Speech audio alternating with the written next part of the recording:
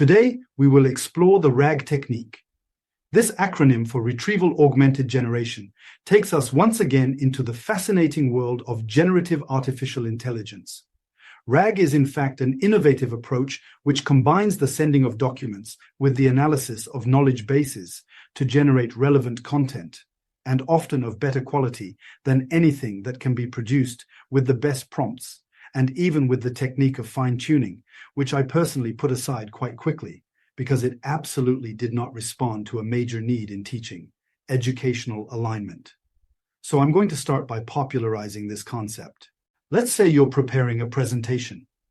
You want to be able to work with a content generator capable of answering your questions to assist you in your work on an innovative subject, and therefore, by definition, very poorly or not documented. In addition, you know that your audience does not want to know everything on the subject. Their abilities and above all, their needs are very precise. You will have to be concise, clear, and impactful so as not to get scattered. At first, we could provide it with the basic rules and feed it with a huge amount of content with texts, videos, audio, and even images. Why do that? Quite simply because with all the will in the world, we have all seen that when faced with specific questions, all the tools can find themselves clueless, hallucinating, or responding too superficially. For what? Quite simply because the language models on which they are built do not allow us to know what to prioritize. Sometimes they don't even know what to look for in terms of relevant information because the area of expertise is so subtle or full of biases. This is where RAG comes in. The RAG technique consists of two main steps. Firstly, the uploading of useful information aligned with your needs and your sensitivity on the subject concerned. The system searches for and extracts relevant passages from the content database that you ultimately built yourself.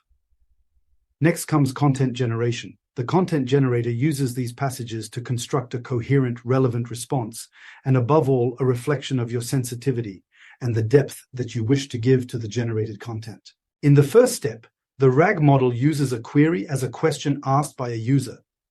It will then query its database based on the documents that we have just provided to guide it, define the spectrum and depth of the expected response. This enhanced database can consist of articles, books, or any other text content, but other media can be imagined if the language model used knows how to interpret them. The model uses language understanding algorithms to find the most relevant snippets that answer the question. Once the relevant information has been identified, retrieved, and classified, we move on to the second step, generation. Here, RAG integrates the selected snippets and relies on natural language processing techniques to write a fluid and precise response, just like a human expert would. It is even possible to ask it to write in the writing style of the documents provided. Very practical if we need generated content that respects the way we express ourselves. A horror for those who still hope to one day have an AI-generated content detector. But back to our business. This method therefore makes it possible to combine the advantages of information retrieval, which provides reliable and specific data, with those of text generation, which ensures the fluidity and coherence of the response. The result? An AI system capable of answering complex questions with great precision, and above all, aligned. I know I repeat myself. Before moving on to a concrete example, I would like us to remember that RAG is a powerful technique for generative AI, because it allows us to create not only coherent responses capable of rejecting bias, but also enriched by a tailor-made knowledge base and aligned with our needs. The content then generated covers what we need, depending on who we are talking to and why. Let's now get to the heart of the matter with a concrete example of using the RAG technique.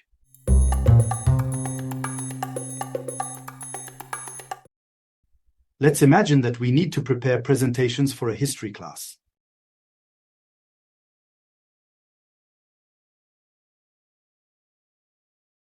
Our teacher asked the following question: who was the King of France in 1620? The RAG process is triggered in two steps. Our AI model first queries the documents that our teacher provides it to build a database and identify key passages, the axes to cover, the level of knowledge and difficulty that the presentation must reach. First, The RAG enters the generation phase. It analyzes the documents sent by our teacher and integrates them into a new text to generate a complete response aligned with the teacher's needs. The result is an accurate, contextually rich answer that not only identifies the King of France in 1620, but also provides an overview of his reign because our teacher needs this level of knowledge for the rest of his course. This illustrates the power of RAG.